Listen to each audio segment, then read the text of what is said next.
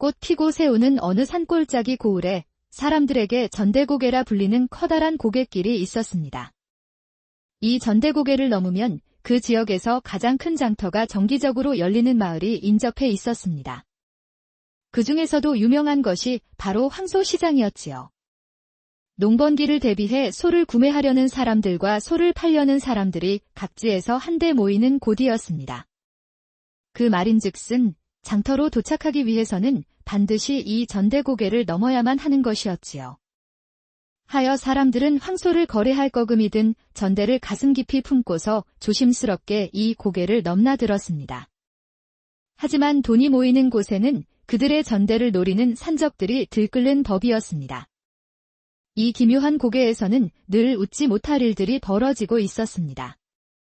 관군들에 의해 대부분 토벌되었다고는 하나 언제 어디서 산적대와 마주칠지는 알 수 없는 노릇이었답니다. 그래서 노련한 과객들은 산적들이 활동하는 낮 시간보다는 호환이 두려워 활동이 뜸해지는 밤 시간에 고개를 넘는 쪽을 택하곤 하였습니다. 희한하게도 이곳 상구는 황소시장을 향하는 과객들만큼은 덮치지 않는 영물이었기 때문이었어요. 장터가 들어서기 며칠 전 어두워진 밤 전대고개 초입에는 여느 날과 마찬가지로 장터로 향하는 사람들의 발길이 끊이질 않고 있었습니다. 자신의 염소 수염을 쓰다듬으며 헛기침을 하던 한 사내가 고개를 넘기 위해 다리와 몸을 풀더니 짧은 담뱃대에 연초를 채워 넣기 시작했습니다. 자, 그러면은 어디 한번 맛깔나게 빨고 고개를 넘어가 보실까나. 한데 거나하게 빨아볼 참으로 부싯돌을 치고 있으려니 언제 다가왔는지도 모를 눈이 번쩍 뜨이는 여인이 사내에게 덥석 말을 꺼는 것이었어요. 허이짜, 어이, 거기 보시오. 여기 말씀 좀 여쭙겠소. 내 오늘이 초행이라 그러는데 여기가 전대고개라는 고개를 넘어가기 위한 초입이오? 사내는 아무것도 보이지 않던 어두운 밤에 느닷없이 들이닥친 여인 때문에 화들짝 놀라며 뒤를 돌아보았습니다. 어이구, 놀래라. 애 떨어질 뻔했잖소. 갑자기 나타나는 통에 귀신이라도 나타난 줄 알았지 뭐. 그리 말하며 사내가 여인을 훑어보니 참으로 잘록한 허리를 따라 산골과는 어울리지 않는 농염함을 잔뜩 뿌리고 있었습니다. 머리에는 큼지막한 보따리를 이고 두 팔로 떠받치느라 저고리 밑단이 쭉 말려 올라가 풍만한 윤곽이 아슬아슬 드러나고 있었습니다. 참으로 오묘한 분위기를 자아내고 있는 여인이었지요. 사내는 부싯돌을 내려놓고 얼른 일어나서는 묵직해 보이는 여인의 보따리를 냉큼 받아들어 땅에 내려주었습니다. 아무튼 전대고개 맞소이다. 나도 이 고개를 넘어갈 참이었다오. 사내의 친절한 대답에 여인이 이를 드러내고 생긋 웃으며 말했습니다. 어머, 감사합니다. 안 그래도 홀몸으로 이 고개를 넘어갈 생각에 아찔하던 참이었는데 우리 어르신 덕택에 그나마 한결 마음이 놓이네요. 아니, 어르신이라니, 이거 어찌 이리 서운한 소리요. 그런 말씀 마시오. 내 나이가 댁보다 기껏 많아 봐야 몇 살 더 먹은 듯한데 간지럽게 시리 무슨 어르신이요. 어머, 이 양반 좀 보아. 제 나이가 얼만지나 알고 그러셔요. 딱 봐도 한 갑자는 더 차이가 나 보이는구만, 뭘. 거 젊은 아낙네가 농을 아주 살벌하게 때리는구만. 그래. 고개 초입에서 만난 사내와 여인네는 그렇게 주거니 받거니 농담을 나누며 금세 말동무가 되었습니다. 전대고개는 무슨 일로 가시오? 역시 내일 모레 열리는 장터 때문에? 물론 그렇지요. 우리 고향에서 나물이나 뜯으러 뒷산에 올랐다가 마치 통실한 고구마를 닮은 어마어마한 하수오 뿌리를 발견해버렸지 않겠소? 단골 약초방이 좋기 100년생은 되어 보인다기에 좀 더 가격을 후하게 쳐줄 만한 장터가 바로 전대고개 넘어 있다 하여가는 길이지요. 100년생 하수오 뿌리라. 그 묵직한 보따리에 뭐가 들었기에 그리 소중히 감싸 안고 있나 했더니만 엄청난 놈을 가지고 계셨구만. 아이 그럼요. 어지간한 산삼이랑도 맞먹는 놈인거려. 몇 평생에 한 번 다시 볼까 말까 한 놈이니 소중하기가 이루 말할 수가 없지요. 요 놈을 장터에 팔아서 넉넉히 값을 받으면 우리 시아버지 회갑상을 거나하게 차려드릴 셈이요. 시아버지. 아니 그럼 남편 되는 양반은 어디서 뭐하고 여인 홀로 이 시간에 얘까지. 어머, 남편이요. 살아있으면 제가 혼자 뭐하러 이 고생을 하겠습니까? 여인이 야릇한 웃음을 흘리며 사내를 바라보자 사내가 짐짓 안 됐다는 듯이 혀를 차는 신용을 했습니다. 과부 팔자라 말하는 여인의 눈에는 어딘지 모르게 사내의 마음을 흔드는 묘한 빛이 있었지요. 그리하여 사내는 멀쩡하게 살아서 집을 지키고 있는 제 부인이 버젓이 있음에도 딴 마음을 슬그머니 먹고는 거짓말을 뱉기 시작했지요. 어찌 이런 우연이? 나도 3년 전에 상처한 몸이여.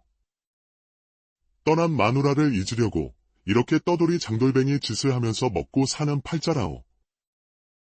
어찌어찌 돈을 좀 만지게 되어 장에서 황소 한 마리 사가기 위해 고개를 넘으려는 게요. 어머나, 그러셨구나. 여인은 참으로 그 속내를 알 수 없는 묘한 미소를 흘리며 대꾸했지요. 이리하여 과부 여인과 거짓말로 만들어낸 호라비 사내는 곧 죽이 맞게 되었고 고개를 넘는 내내 서로 신세 타령을 하다가 금세 눈앞에 들어온 주막을 찾았습니다.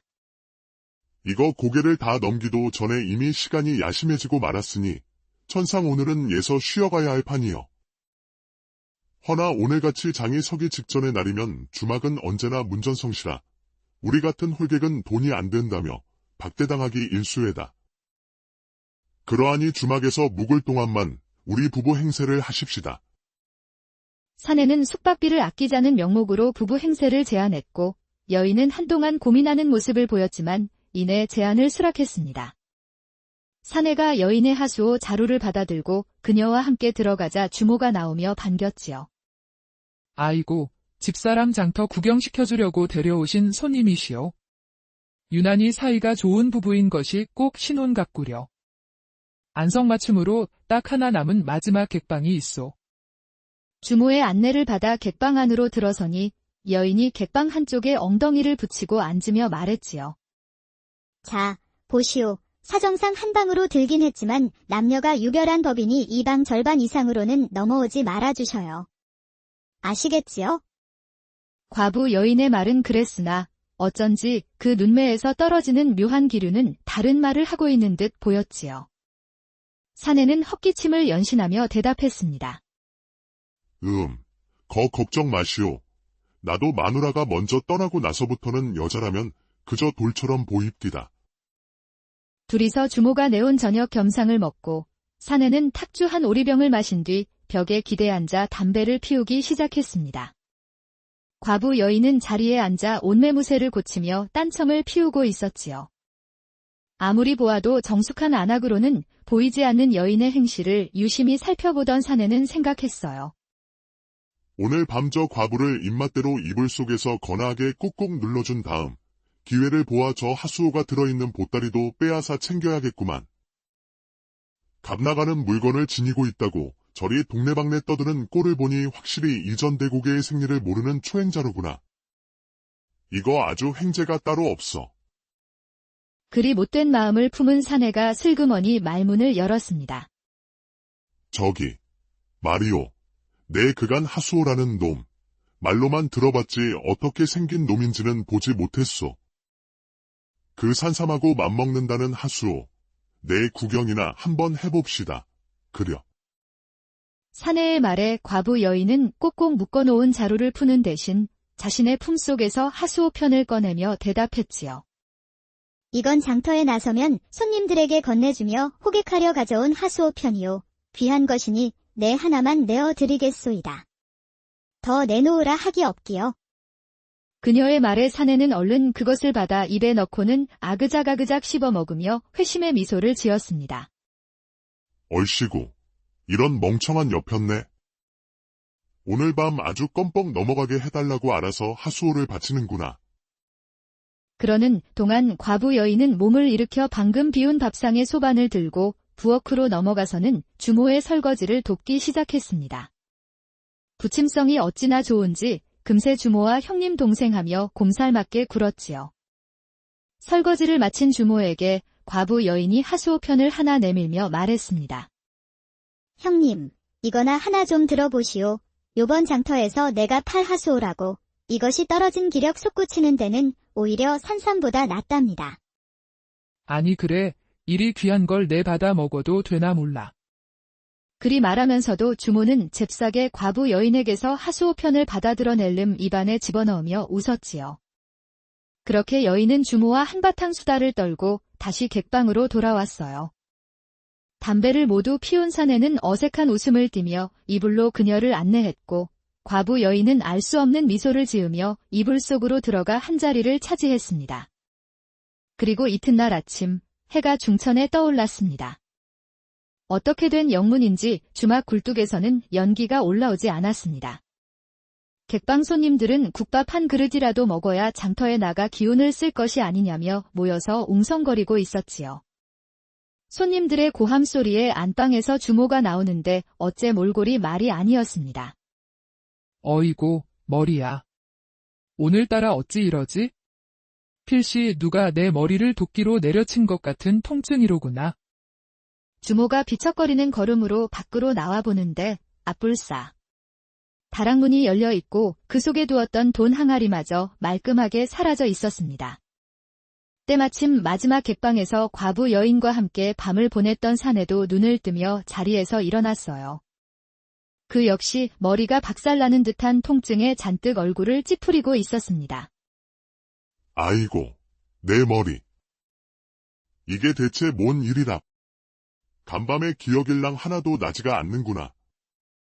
사내가 이불을 박차고 일어나는 순간 허리춤이 허전한 것이 느껴졌지요.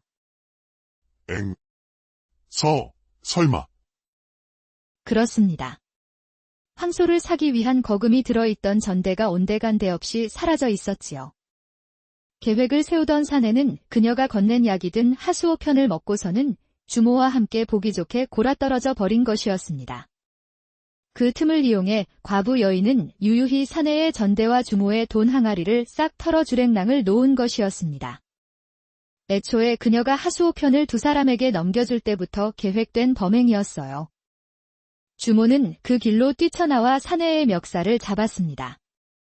도망간 여편네와 한패로 몰려처지가 매우 난감해진 것이었지요.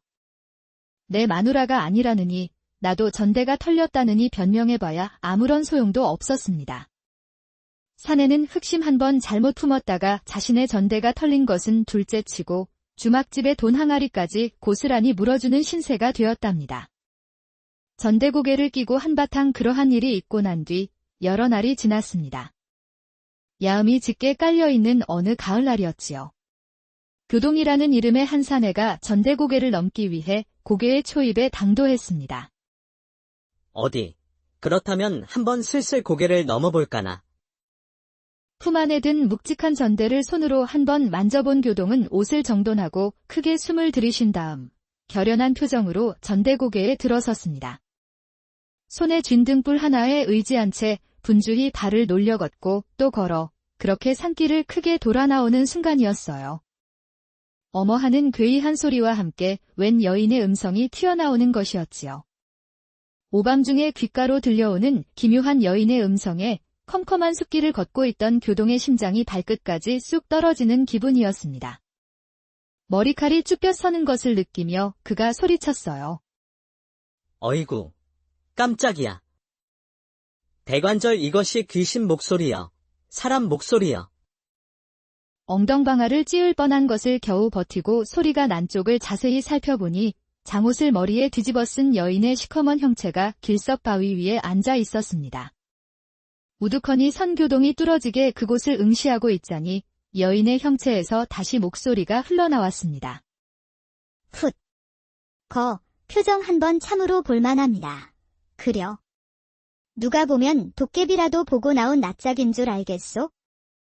자신을 놀려먹는 듯한 목소리에 교동은 눈살을 찌푸리며 소리의 근원지를 훑었습니다. 뭘 그리 놀라신답니까? 흡사 오줌이라도 지리신 얼굴이구려. 놀랄 필요 없으니 안심하셔요. 사람 맞습니다. 그제서야 교동이 가슴을 쓸어내리며 대답했지요. 그거, 깜짝 놀랐잖소. 이 캄캄한 오밤중에 갑자기 그리 소리를 내면 어쩐단 말이여. 어찌 그리 바들바들 떠시오. 이 전대고개 근방에 어디 천년 묵은 구미호라도 나와서 지나다니는 과객들 간이라도 빼먹는답니까? 어이구, 사내가 간이 그리 작아서 어디다 쓴단 말이여. 이런 참, 얄궂은 소리 그만하시오.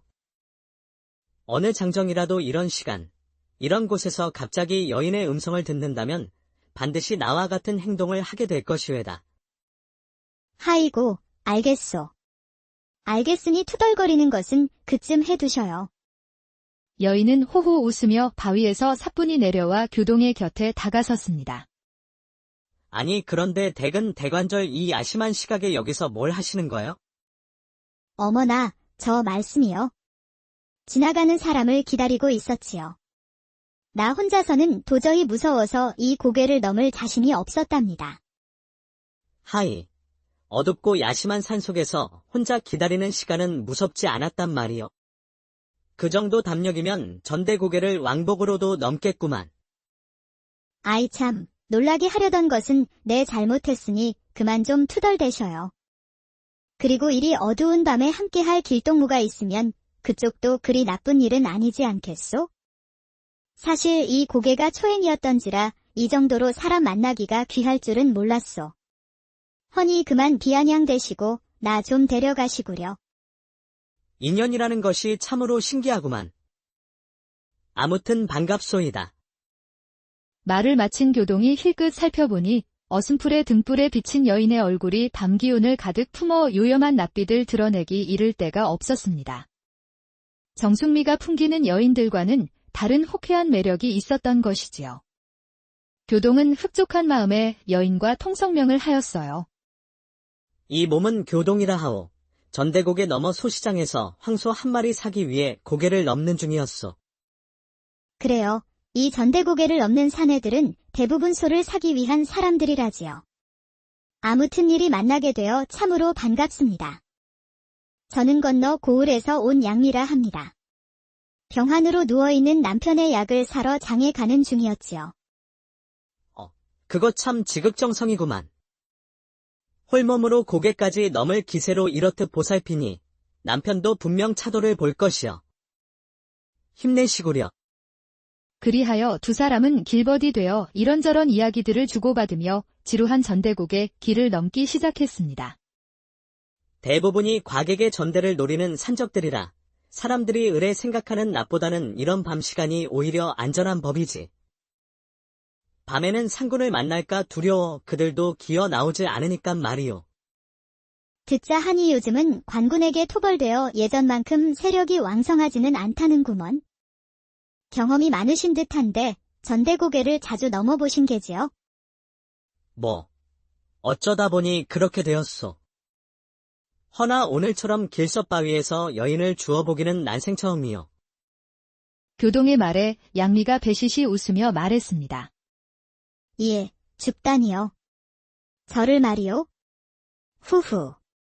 그거 참 마음에 드는 표현이요. 그래, 주워보니 어떻소?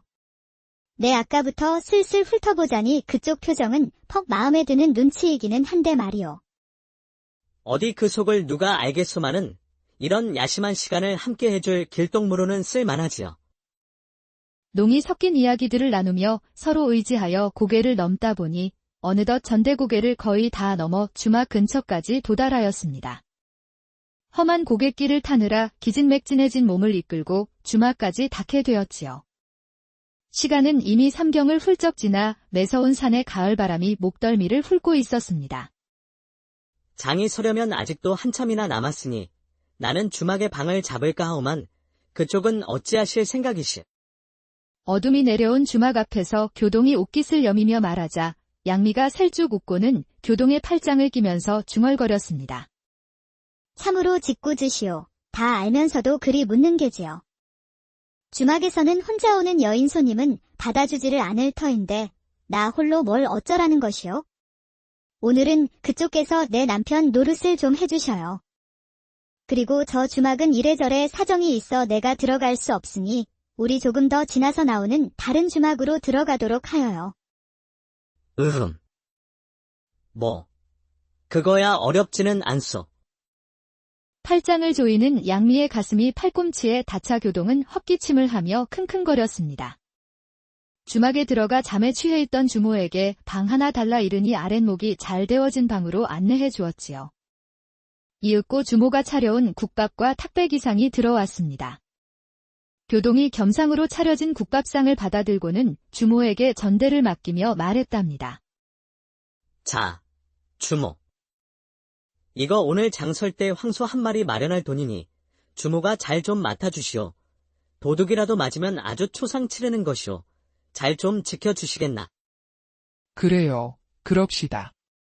까먹지 말고 찾아가기나 하쇼. 묵직한 전대를 받아든 주모가 잠에 잔뜩 취해 비척거리는 걸음으로 하품을 하며 방에서 나갔고 교동과 양미는 상에 둘러앉아 허기를 달래기 시작했습니다. 따끈한 국밥 한 그릇에 막걸리를 곁들여 양미와 오순도순 이야기하며 한술 뜨니 따뜻해진 온몸이 기분 좋게 달아오르는 것이었어요. 다 먹은 상을 물리자마자 양미는 부지런히 움직여 이불을 펼쳐 아랫목 쪽에 깔아두고는 말했습니다. 이거 생각 같아서는 아랫목을 내어드리고 윗목에서 눈 좀 붙이려 했지만 방 안으로 찬바람이 숭숭 들어오니 너무 추워서 아니 되겠어요. 염치불구하고 아랫목에서 나눠 잡시다. 설마 이 지경이 된 판에 남녀 칠세 부동석 같은 고리타분한 말을 뱉으려는 것은 아니시겠지요? 그렇게 합시다. 교동은 시원시원한 양미의 행동이 퍽 마음에 들었습니다. 그리하여 호롱불을 불어 끈 양미가 방구석에서 부스럭대며 옷매무새를 정리하기 시작했고 아랫목에 누워있던 교동은 어두컴컴한 방 안을 채우는 그 얄궂은 소리에 마른 침을 꿀꺽 삼켰습니다. 가을 산바람에 문풍지가 들썩이는 소리가 들렸고 긴 침묵을 깬 것은 양미였습니다. 교동이 누워있는 쪽을 향해 슬그머니 다가온 것이지요. 실례. 어쩜 이리 몸이 으슬으슬한지원. 이불 속으로 들어온 양미의 온기는 참으로 기분 좋은 따스함이 스며 있었습니다. 코끝에서 확 들이치는 그녀의 분내음이 교동을 아찔하게 괴롭히고 있었지요. 교동은 적잖이 당황하면서도 겉으로는 티를 내지 않으려 했지만 그것이 마음처럼 되는 일이 아니었어요. 아니나 다를까 교동의 변화를 눈치챈 양미가 눈을 흘기며 말했지요. 어머나, 이것이 무엇이람. 아닌 척 점잔을 빼고 계시더니 이게 어쩐 일이시래? 호호, 혹여나 때문에 이렇게 되었소? 그러더니 양미는 마치 기다리기라도 한 듯 거머리처럼 교동에게 찰싹 달라붙었습니다. 자, 한번 내 이야기나 들어보시오. 아침에 장에 나가 소를 사고 나면 늘 일어난 모든 일들은 그저 오늘에 묻고 잊어버린다면 서로에게는 없던 일이 될 밤 아니겠소? 나 역시도 남편의 오랜 병수발에 지쳐있는 몸 오늘 일어난 일은 가슴속에 묻고 다시는 들춰내지 않을 작정이니 말이여. 내 말 무슨 뜻인지 아시겠지요? 귓속말로 소곤거리는 양미의 비음이 교동이 붙들고 있던 이성의 끈을 단박에 끊어버렸습니다. 일이 저돌적으로 나와 버리면 나도 사내인지라 이 이상 참는 것은 무리란 말씀이여. 이참에 아주 각오단단히 해두시오. 그 길로 두 사람은 깊은 춘정의 회오리 속으로 휩싸이기 시작했고 두 사람이 그리는 우누지정도 그렇게 깊어져만 갔습니다. 아이고야, 나 죽겠다. 간만에 몸 좀 쓰려니 죽을 맛이구먼. 첫 번째 합궁이 끝나자 교동이 몸을 누이려고 물러서는데 양미가 어림도 없다는 투로 달려들어선 그대로 두 번째 합궁을 시작했습니다. 어림도 없지요. 병으로 누워있는 남편도 이 정도는 할 수 있었소. 이쯤으로 끝내실 심산이었다면 사람 잘못 보셨구려. 나는 아직 시작도 안 하였으니 조금 더 분발해 보시라는 말씀이요. 그렇게 다시 시작된 기나긴 두 번째 춘정의 소용돌이 역시 거칠게 치러내자 그야말로 녹초가 된 교동이 손사래를 치며 말했습니다. 이러다 골로 가겠소. 참으로 거나하였으니 우리 이제는 제발 눈 좀 붙입시다. 예, 이러다가는 댁이나 나나 아침장에 나서지 못하는 수가 있소. 라고 중얼거리며 그대로 골아떨어졌습니다. 어머, 아니, 이 보셔요. 정신 좀 차려보셔요. 그렇게 하루도 안 되는 사이에 참으로 대단했던 양미와 깊은 정을 통했던 교동은 기진맥진하여 뻗어버리고 말았답니다. 기절하듯 잠에 빠져든 교동의 귓가로 방문이 빼꼼히 열리고 발끝을 조심스럽게 세운 양미가 살금살금 빠져나가는 소리가 들렸습니다. 하지만 교동은 너무나 피곤하여 눈을 뜰 엄두가 나지 않았지요. 해가 중천에 걸려 한낮이 되었을 때 그제서야 정신을 차린 교동이 부스스 자리에서 일어났습니다. 어이쿠, 이거 야단났구만. 주변을 둘러보니 양미는 이미 자취를 감춘 뒤였고 이부자리에 그녀가 남겨놓은 체온만이 아직 사라지지 않은 채 머물고 있었습니다. 교동은 허둥지둥 옷을 대충 걸치고 아침상도 걸은 채 주인을 불렀습니다. 여보시오, 주모. 얼씨구, 아직도 안 나갔던 게요? 해가 벌써 중천인데? 댁내 안방마님은 예저녁에 나서시더만. 안방마님이라는 주모의 표현에 간밤 양미와 부부 행세를 하며 주막에 들어왔음을 기억한 교동이 머리를 극적이며 대답했습니다. 깜빡 늦잠을 잤지 뭐여. 간밤에 맡긴 내 전대나 돌려주시오. 아니, 전대라니 무슨 소리요? 아침에 그쪽 내 마님이 받아갔잖소. 아니, 뭘. 주모의 말에 교동의 눈이 휘둥그레졌습니다. 자신이 자다가 얼핏 들었던 양미가 몰래 방을 빠져나가는 소리는 꿈이 아니었지요.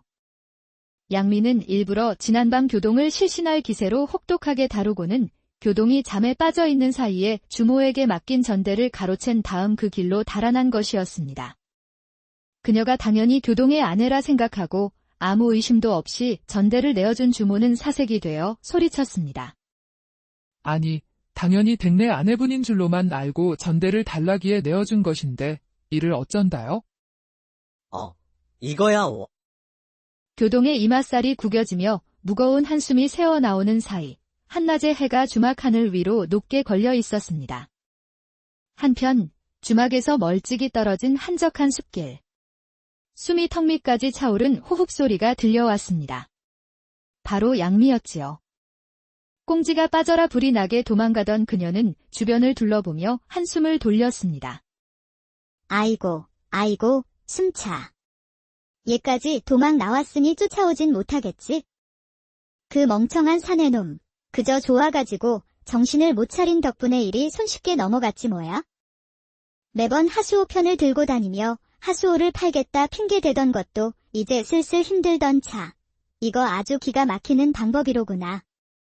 그래, 앞으로는 이 방법으로 털어먹어 봐야겠어. 양미는 표독스러운 표정으로 키득거리며 품속에 고이 넣어둔 교동의 전대를 꺼내 들었습니다. 꺼내든 전대에서는 짤랑거리는 묵직한 소리가 들려왔지요. 사실 양미, 그녀의 정체는 황소를 사기 위해 전대고개를 넘는 사내들의 전대를 노리던 악질 절도꾼이었지요. 일전 전대고개 근방을 떠들썩하게 달고 썼던 어느 주막절도 사건의 주인공이기도 하였어요. 약이 든 하수오 편을 먹여 그 틈에 전대와 주모의 돈 항아리를 턴 것 역시 그녀였습니다. 이처럼 전대고개에 매복하고 있다가 만난 사내와 동행하며 친분을 다지는 첫 경계를 누그러뜨린 뒤 부부 행세를 하자고 꼬드기는 것이었지요. 그런 다음은 오밤중에 운우지정으로 사내의 혼을 쏙 빼놓는 것이었습니다. 사내가 지쳐 골아떨어져 있는 사이에 주모에게 맡겨둔 전대를 가로채는 방식으로 쏠쏠하게 수학을 올리던 참이었습니다. 어디 보자, 얼마나 들었을까? 지난번 영감은 달랑송아지 간만 들어있어 재미를 보지 못하였는데 이번 놈은 황소 한 마리를 사려고 했으니 제법 쏠쏠이 들어있겠지. 신이 난 몸짓으로 교동의 전대를 열어본 양미. 그러나 이게 무슨 일인가요? 엽전이 잔뜩 들어있어야 할 전대 속에는 시커먼 조약돌만 가득했습니다. 전대 속에서 들려오던 금속이 부딪히는 소리는 엽전이 내는 소리가 아닌 바로 조약돌이 부딪히는 소리였지요. 아니, 이것이 무엇이야? 돈은 어디 가고 이 잡동사니들이 웬 말이람. 양미는 어안이 벙벙해진 얼굴로 전대를 내려다보며 아연실색할 수밖에 없었습니다. 그놈을 실신시키려고 세 차례나 흔들어대는 통에 아직도 허리가 쓰린데. 이런 잡동산이나 주워오려고 그 고생을 했다니. 그녀는 내내 헛수고를 들인 것이 분하여 마치 소시장에서 콧김을 뽑는 황소처럼 씩씩대며 성질을 내었습니다. 양미가 어이가 없어진 얼굴로 콧김을 뿜으며 성을 내던 그 시각, 주막에서는 교동의 웃음소리가 들려왔습니다. 이번 화개값은 아주 풍성하게도 남겨먹은 장사로구나. 잡동산이 전대 하나로 합궁을 3차례나 치렀으니 이거야말로 아주 수지 맞은 장사 아니겠. 느지막이 주막에서 막걸리 사발을 비워내던 교동은 자신의 보침과 옷가지들을 정리하고는 휘파람을 불며 주막을 빠져나왔습니다. 어이고, 삭신이야. 양미라고 하였던가. 진짜 제 이름은 아니었을 테지만 아무튼 아주 노는 맛이 출중한 것이 사내들 여럿 눈물께나 흘렸겠구나. 그것이 아주 여우야. 여우. 입맛을 다시며 중얼대는 그의 얼굴에는 능글맞은 여유로움이 흐르고 있었지요. 사실인즉은 이러했습니다. 예전 교동은 이 전대고개에서 이러한 꾼들의 수법에 걸려 생떼 같은 큰 돈을 떼먹히고 말았지요. 다행히 관아에 고발하여 범인은 잡았으나 이미 교동의 돈은 몽땅 써버린 뒤였습니다.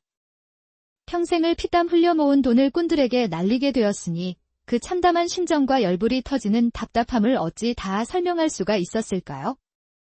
그날의 아픔으로 절치부심한 교동은 전대고개에서 고약한 짓을 서슴지 않는 사기꾼들을 직접 요리하기로 작심했던 것이었어요.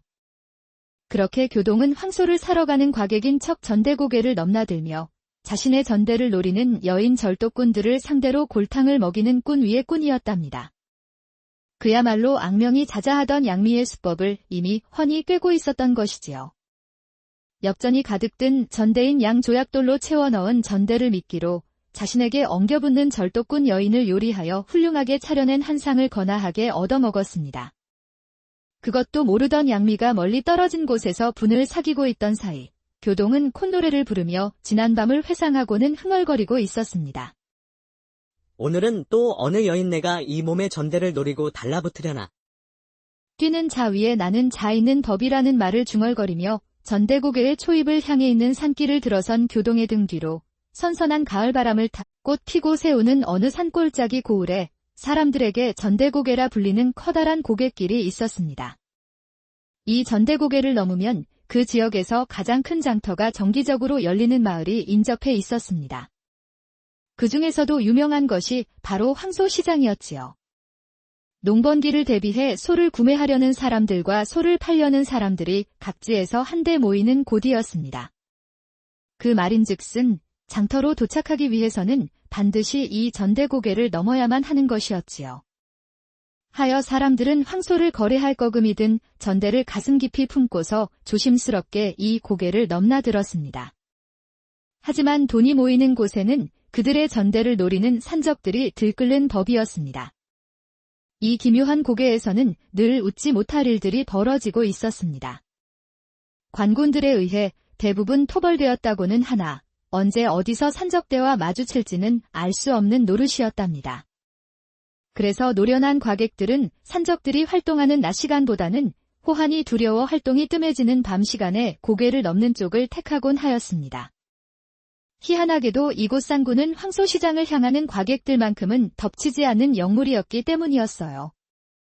장터가 들어서기 며칠 전 어두워진 밤 전대고개 초입에는 여느 날과 마찬가지로 장터로 향하는 사람들의 발길이 끊이질 않고 있었습니다.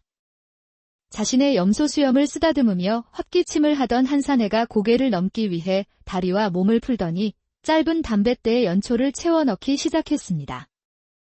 자, 그러면은 어디 한번 맛깔나게 빨고 고개를 넘어가 보실까나. 한데 거나하게 빨아볼 참으로 부싯돌을 치고 있으려니 언제 다가왔는지도 모를 눈이 번쩍 뜨이는 여인이 사내에게 덥석 말을 꺼는 것이었어요. 허이짜, 어이, 거기 보시오. 여기 말씀 좀 여쭙겠소. 내 오늘이 초행이라 그러는데 여기가 전대고개라는 고개를 넘어가기 위한 초입이오? 사내는 아무것도 보이지 않던 어두운 밤에 느닷없이 들이닥친 여인 때문에 화들짝 놀라며 뒤를 돌아보았습니다. 어이구, 놀래라. 애 떨어질 뻔했잖소. 갑자기 나타나는 통에 귀신이라도 나타난 줄 알았지 뭐. 그리 말하며 사내가 여인을 훑어보니 참으로 잘록한 허리를 따라 산골과는 어울리지 않는 농염함을 잔뜩 뿌리고 있었습니다. 머리에는 큼지막한 보따리를 이고 두 팔로 떠받치느라 저고리 밑단이 쭉 말려 올라가 풍만한 윤곽이 아슬아슬 드러나고 있었습니다. 참으로 오묘한 분위기를 자아내고 있는 여인이었지요. 사내는 부싯돌을 내려놓고 얼른 일어나서는 묵직해 보이는 여인의 보따리를 냉큼 받아들어 땅에 내려주었습니다. 아무튼 전대고개 맞소이다. 나도 이 고개를 넘어갈 참이었다오. 사내의 친절한 대답에 여인이 이를 드러내고 생긋 웃으며 말했습니다. 어머, 감사합니다. 안 그래도 홀몸으로 이 고개를 넘어갈 생각에 아찔하던 참이었는데 우리 어르신 덕택에 그나마 한결 마음이 놓이네요. 아니, 어르신이라니. 이거 어찌 이리 서운한 소리요. 그런 말씀 마시오. 내 나이가 댁보다 기껏 많아 봐야 몇 살 더 먹은 듯한데 간지럽게 시리 무슨 어르신이요. 어머, 이 양반 좀 보아. 제 나이가 얼만지나 알고 그러셔요. 딱 봐도 한 갑자는 더 차이가 나 보이는구만, 뭘. 거 젊은 아낙네가 농을 아주 살벌하게 때리는구만. 그래. 고개 초입에서 만난 사내와 여인네는 그렇게 주거니 받거니 농담을 나누며 금세 말동무가 되었습니다. 전대고개는 무슨 일로 가시오? 역시 내일 모레 열리는 장터 때문에? 물론 그렇지요. 우리 고향에서 나물이나 뜯으러 뒷산에 올랐다가 마치 통실한 고구마를 닮은 어마어마한 하수오 뿌리를 발견해버렸지 않겠소? 단골 약초방이 좋기 100년생은 되어 보인다기에 좀 더 가격을 후하게 쳐줄 만한 장터가 바로 전대곡에 넘어있다 하여가는 길이지요. 100년생 하수오 뿌리라.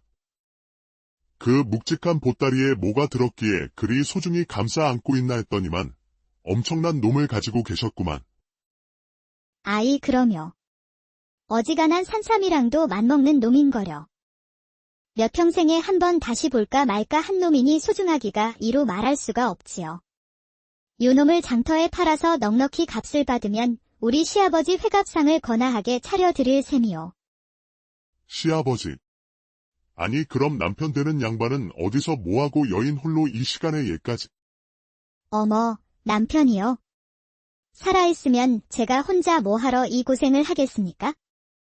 여인이 야릇한 웃음을 흘리며 사내를 바라보자 사내가 짐짓 안 됐다는 듯이 혀를 차는 신용을 했습니다. 과부 팔자라 말하는 여인의 눈에는 어딘지 모르게 사내의 마음을 흔드는 묘한 빛이 있었지요. 그리하여 사내는 멀쩡하게 살아서 집을 지키고 있는 제 부인이 버젓이 있음에도 딴 마음을 슬그머니 먹고는 거짓말을 뱉기 시작했지요. 어찌 이런 우연이? 나도 3년 전에 상처한 몸이여. 떠난 마누라를 잊으려고 이렇게 떠돌이 장돌뱅이 짓을 하면서 먹고 사는 팔자라오. 어찌어찌 돈을 좀 만지게 되어 장에서 황소 한 마리 사가기 위해 고개를 넘으려는 게요. 어머나, 그러셨구나. 여인은 참으로 그 속내를 알 수 없는 묘한 미소를 흘리며 대꾸했지요. 이리하여 과부 여인과 거짓말로 만들어낸 호라비 사내는 곧 죽이 맞게 되었고 고개를 넘는 내내 서로 신세 타령을 하다가 금세 눈앞에 들어온 주막을 찾았습니다. 이거 고개를 다 넘기도 전에 이미 시간이 야심해지고 말았으니 천상 오늘은 예서 쉬어가야 할 판이요. 허나 오늘같이 장이 서기 직전의 날이면 주막은 언제나 문전성시라 우리 같은 홀객은 돈이 안 된다며 박대당하기 일쑤에다. 그러하니 주막에서 묵을 동안만 우리 부부 행세를 하십시다. 사내는 숙박비를 아끼자는 명목으로 부부 행세를 제안했고 여인은 한동안 고민하는 모습을 보였지만 이내 제안을 수락했습니다. 사내가 여인의 하수오 자루를 받아들고 그녀와 함께 들어가자 주모가 나오며 반겼지요. 아이고, 집사람 장터 구경시켜주려고 데려오신 손님이시오. 유난히 사이가 좋은 부부인 것이 꼭 신혼 같구려. 안성맞춤으로 딱 하나 남은 마지막 객방이 있소. 주모의 안내를 받아 객방 안으로 들어서니 여인이 객방 한쪽에 엉덩이를 붙이고 앉으며 말했지요. 자, 보시오. 사정상 한 방으로 들긴 했지만 남녀가 유별한 법이니 이 방 절반 이상으로는 넘어오지 말아주셔요. 아시겠지요? 과부 여인의 말은 그랬으나 어쩐지 그 눈매에서 떨어지는 묘한 기류는 다른 말을 하고 있는 듯 보였지요. 사내는 헛기침을 연신하며 대답했습니다. 거 걱정 마시오. 나도 마누라가 먼저 떠나고 나서부터는 여자라면 그저 돌처럼 보입디다. 둘이서 주모가 내온 저녁 겸상을 먹고 사내는 탁주 한 오리병을 마신 뒤 벽에 기대 앉아 담배를 피우기 시작했습니다. 과부 여인은 자리에 앉아 옷매무새를 고치며 딴청을 피우고 있었지요. 아무리 보아도 정숙한 안악으로는 보이지 않는 여인의 행실을 유심히 살펴보던 사내는 생각했어요. 오늘 밤 저 과부를 입맛대로 이불 속에서 거나하게 꾹꾹 눌러준 다음 기회를 보아 저 하수호가 들어있는 보따리도 빼앗아 챙겨야겠구만. 값나가는 물건을 지니고 있다고 저리 동네방네 떠드는 꼴을 보니 확실히 이전 대고개의 생리를 모르는 초행자로구나. 이거 아주 횡재가 따로 없어. 그리 못된 마음을 품은 사내가 슬그머니 말문을 열었습니다. 저기, 말이오. 내 그간 하수호라는 놈. 말로만 들어봤지 어떻게 생긴 놈인지는 보지 못했소. 그 산삼하고 맞먹는다는 하수호. 내 구경이나 한번 해봅시다. 그려. 사내의 말에 과부 여인은 꼭꼭 묶어놓은 자루를 푸는 대신 자신의 품속에서 하수호 편을 꺼내며 대답했지요. 이건 장터에 나서면 손님들에게 건네주며 호객하려 가져온 하수호 편이요. 귀한 것이니 내 하나만 내어드리겠소이다. 더 내놓으라 하기 없기요. 그녀의 말에 사내는 얼른 그것을 받아 입에 넣고는 아그작아그작 씹어먹으며 회심의 미소를 지었습니다. 얼씨구, 이런 멍청한 여편네. 오늘 밤 아주 껌뻑 넘어가게 해달라고 알아서 하수호를 바치는구나. 그러는 동안 과부 여인은 몸을 일으켜 방금 비운 밥상의 소반을 들고 부엌으로 넘어가서는 주모의 설거지를 돕기 시작했습니다. 부침성이 어찌나 좋은지 금세 주모와 형님 동생하며 곰살맞게 굴었지요. 설거지를 마친 주모에게 과부 여인이 하수호 편을 하나 내밀며 말했습니다. 형님, 이거나 하나 좀 들어보시오. 요번 장터에서 내가 팔 하수호라고. 이것이 떨어진 기력 솟구치는 데는 오히려 산삼보다 낫답니다. 아니 그래, 이리 귀한 걸 내 받아 먹어도 되나 몰라. 그리 말하면서도 주모는 잽싸게 과부 여인에게서 하수호 편을 받아들어낼름 입안에 집어넣으며 웃었지요. 그렇게 여인은 주모와 한바탕 수다를 떨고 다시 객방으로 돌아왔어요. 담배를 모두 피운 사내는 어색한 웃음을 띠며 이불로 그녀를 안내했고 과부 여인은 알 수 없는 미소를 지으며 이불 속으로 들어가 한자리를 차지했습니다. 그리고 이튿날 아침 해가 중천에 떠올랐습니다. 어떻게 된 영문인지 주막 굴뚝에서는 연기가 올라오지 않았습니다. 객방 손님들은 국밥 한 그릇이라도 먹어야 장터에 나가 기운을 쓸 것이 아니냐며 모여서 웅성거리고 있었지요. 손님들의 고함 소리에 안방에서 주모가 나오는데 어째 몰골이 말이 아니었습니다. 어이고, 머리야. 오늘따라 어찌 이러지? 필시 누가 내 머리를 도끼로 내려친 것 같은 통증이로구나.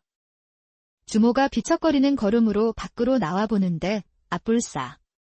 다락문이 열려 있고 그 속에 두었던 돈 항아리마저 말끔하게 사라져 있었습니다. 때마침 마지막 객방에서 과부 여인과 함께 밤을 보냈던 사내도 눈을 뜨며 자리에서 일어났어요. 그 역시 머리가 박살나는 듯한 통증에 잔뜩 얼굴을 찌푸리고 있었습니다. 아이고, 내 머리. 이게 대체 뭔 일이라. 간밤에 기억일랑 하나도 나지가 않는구나. 사내가 이불을 박차고 일어나는 순간 허리춤이 허전한 것이 느껴졌지요. 설마. 그렇습니다. 황소를 사기 위한 거금이 들어있던 전대가 온데간데 없이 사라져 있었지요. 계획을 세우던 사내는 그녀가 건넨 약이든 하수호 편을 먹고서는 주모와 함께 보기 좋게 골아떨어져 버린 것이었습니다. 그 틈을 이용해 과부 여인은 유유히 사내의 전대와 주모의 돈 항아리를 싹 털어 주랭랑을 놓은 것이었습니다. 애초에 그녀가 하수호 편을 두 사람에게 넘겨줄 때부터 계획된 범행이었어요. 주모는 그 길로 뛰쳐나와 사내의 멱살을 잡았습니다. 도망간 여편네와 한패로 몰려 처지가 매우 난감해진 것이었지요. 내 마누라가 아니라느니 나도 전대가 털렸다느니 변명해봐야 아무런 소용도 없었습니다. 사내는 흑심 한번 잘못 품었다가 자신의 전대가 털린 것은 둘째치고 주막집에 돈 항아리까지 고스란히 물어주는 신세가 되었답니다. 전대고개를 끼고 한바탕 그러한 일이 있고 난 뒤 여러 날이 지났습니다. 야음이 짙게 깔려있는 어느 가을날이었지요. 교동이라는 이름의 한 사내가 전대고개를 넘기 위해 고개의 초입에 당도했습니다. 어디, 그렇다면 한번 슬슬 고개를 넘어볼까나.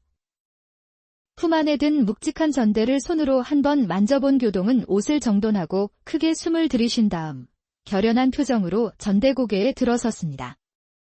손에 쥔 등불 하나에 의지한 채 분주히 발을 놀려 걷고 또 걸어 그렇게 산길을 크게 돌아 나오는 순간이었어요. 어머 하는 괴이한 소리와 함께 웬 여인의 음성이 튀어나오는 것이었지요. 오밤중에 귓가로 들려오는 기묘한 여인의 음성에 컴컴한 숲길을 걷고 있던 교동의 심장이 발끝까지 쑥 떨어지는 기분이었습니다. 머리칼이 쭈뼛 서는 것을 느끼며 그가 소리쳤어요. 어이구, 깜짝이야. 대관절 이것이 귀신 목소리여, 사람 목소리여.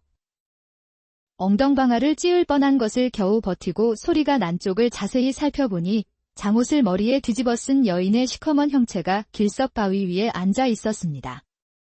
우두커니 선 교동이 뚫어지게 그곳을 응시하고 있자니 여인의 형체에서 다시 목소리가 흘러나왔습니다. 훗. 표정 한번 참으로 볼만합니다. 그려. 누가 보면 도깨비라도 보고 나온 낯짝인 줄 알겠소? 자신을 놀려먹는 듯한 목소리에 교동은 눈살을 찌푸리며 소리의 근원지를 훑었습니다. 뭘 그리 놀라신답니까? 흡사 오줌이라도 지리신 얼굴이구려. 놀랄 필요 없으니 안심하셔요. 사람 맞습니다. 그제서야 교동이 가슴을 쓸어내리며 대답했지요. 그거, 깜짝 놀랐잖소. 이 캄캄한 오밤중에 갑자기 그리 소리를 내면 어쩐단 말이여.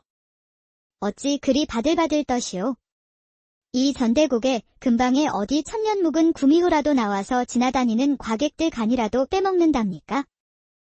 어이구, 사내가 간이 그리 작아서 어디다 쓴단 말이여.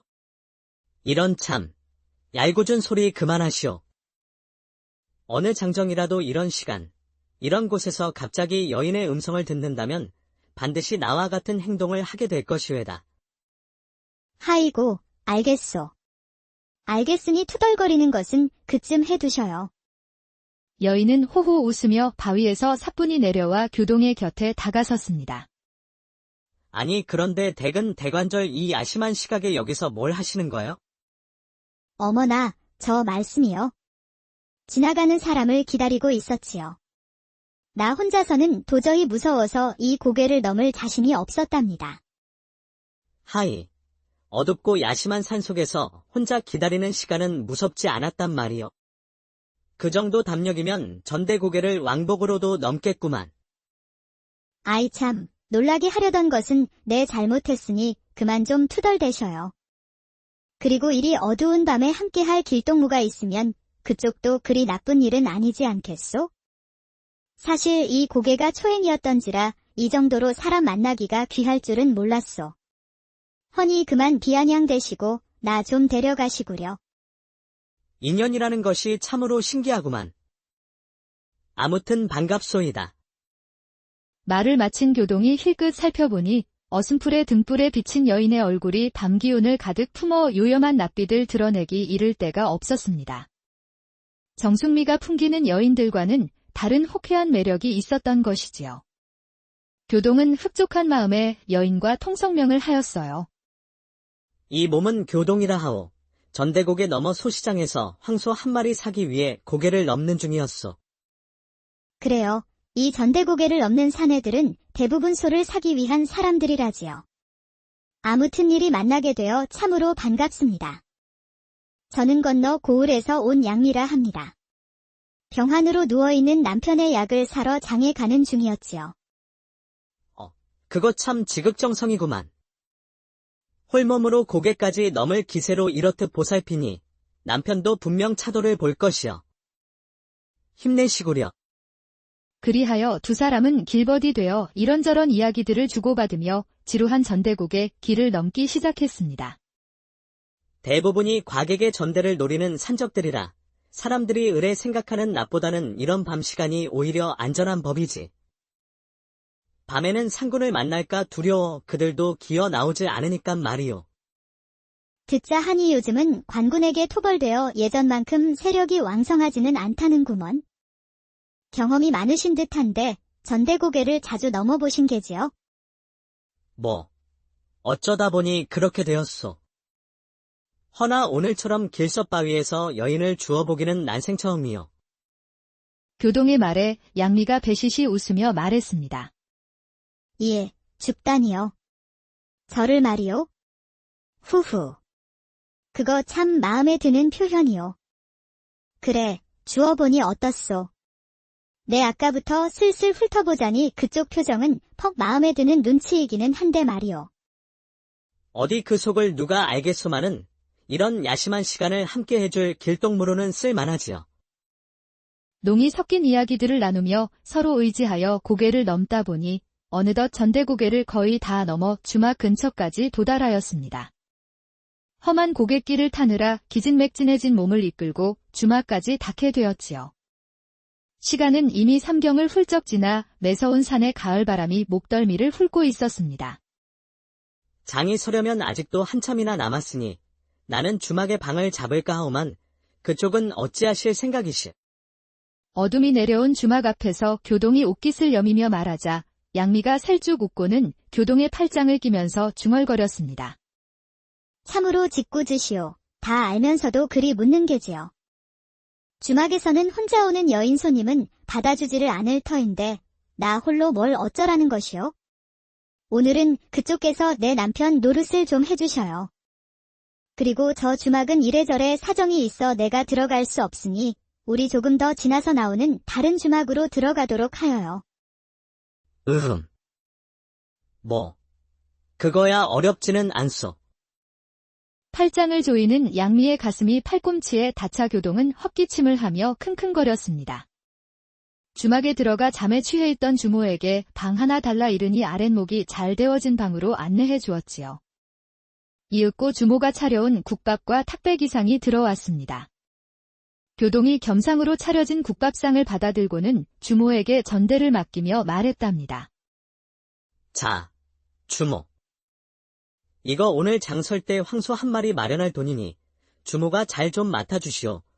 도둑이라도 맞으면 아주 초상 치르는 것이오. 잘 좀 지켜주시겠나.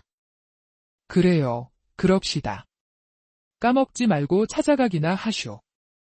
묵직한 전대를 받아든 주모가 잠에 잔뜩 취해 비척거리는 걸음으로 하품을 하며 방에서 나갔고 교동과 양미는 상에 둘러앉아 허기를 달래기 시작했습니다.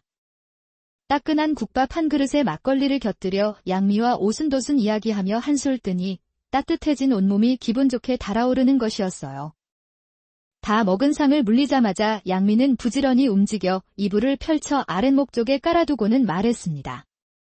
이거 생각 같아서는 아랫목을 내어드리고 윗목에서 눈 좀 붙이려 했지만 방 안으로 찬바람이 숭숭 들어오니 너무 추워서 아니 되겠어요. 염치불구하고 아랫목에서 나눠 잡시다. 설마 이 지경이 된 판에 남녀 칠세 부동석 같은 고리타분한 말을 뱉으려는 것은 아니시겠지요? 뭐, 그렇게 합시다. 교동은 시원시원한 양미의 행동이 퍽 마음에 들었습니다. 그리하여 호롱불을 불어 끈 양미가 방구석에서 부스럭대며 옷매무새를 정리하기 시작했고 아랫목에 누워있던 교동은 어두컴컴한 방 안을 채우는 그 얄궂은 소리에 마른 침을 꿀꺽 삼켰습니다. 가을 산바람에 문풍지가 들썩이는 소리가 들렸고 긴 침묵을 깬 것은 양미였습니다. 교동이 누워있는 쪽을 향해 슬그머니 다가온 것이지요. 실례. 어쩜 이리 몸이 으슬으슬한지원. 이불 속으로 들어온 양미의 온기는 참으로 기분 좋은 따스함이 스며 있었습니다. 코끝에서 확 들이치는 그녀의 분 내음이 교동을 아찔하게 괴롭히고 있었지요. 교동은 적잖이 당황하면서도 겉으로는 티를 내지 않으려 했지만 그것이 마음처럼 되는 일이 아니었어요. 아니나 다를까 교동의 변화를 눈치챈 양미가 눈을 흘기며 말했지요. 어머나, 이것이 무엇이람.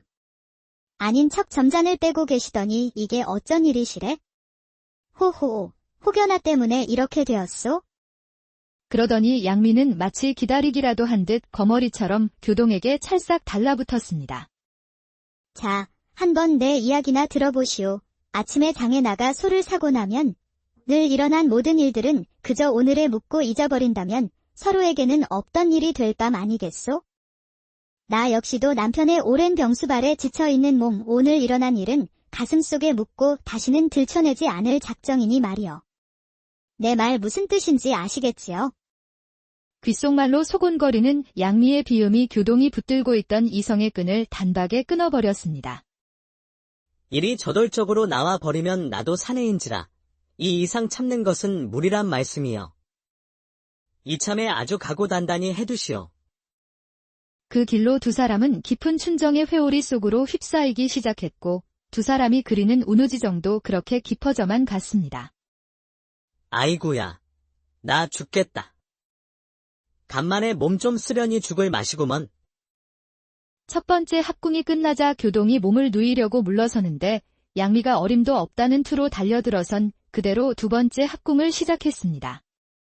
어림도 없지요. 병으로 누워있는 남편도 이 정도는 할 수 있었소. 이쯤으로 끝내실 심산이었다면 사람 잘못 보셨구려. 나는 아직 시작도 안 하였으니 조금 더 분발해보시라는 말씀이요.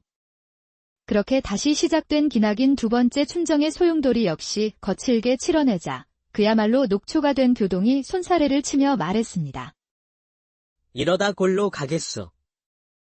참으로 거나하였으니 우리 이제는 제발 눈 좀 붙입시다. 예, 이러다가는 댁이나 나나 아침장에 나서지 못하는 수가 있소. 라고 중얼거리며 그대로 골아떨어졌습니다. 어머, 아니, 이 보셔요. 정신 좀 차려보셔요. 그렇게 하루도 안 되는 사이에 참으로 대단했던 양미와 깊은 정을 통했던 교동은 기진맥진하여 뻗어버리고 말았답니다.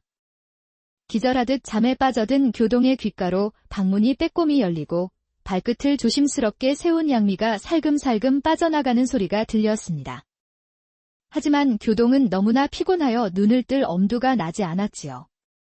해가 중천에 걸려 한낮이 되었을 때 그제서야 정신을 차린 교동이 부스스 자리에서 일어났습니다.